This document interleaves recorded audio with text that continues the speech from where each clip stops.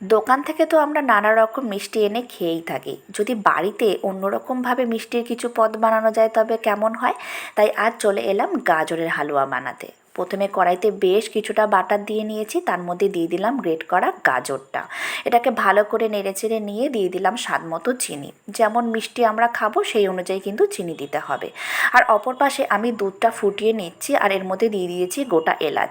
বাটারের জায়গায় কিন্তু ঘিও দেওয়া যেতে পারে। আর এরপরে দেখো কড়াইতে দেখলাম গাজরটা বেশ সফট হয়ে এসেছে, তারপরে দিয়ে দিলাম কুচি করে রাখা কাজু বাদাম। কাজু বাদামটা আমি কুচি করে দিয়েছি যাতে প্রত্যেক বাইটে কাজু বাদামটা মুখে পড়ে। এরপর আমি দিয়ে দিলাম ফুটনো দুধটা।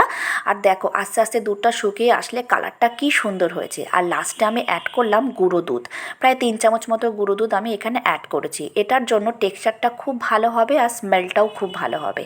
আর ফাইনালি আমার গাজরের হালুয়া রেডি। কেমন লাগলো? ভালো লাগলে লাইক কমেন্ট করো। টাটা।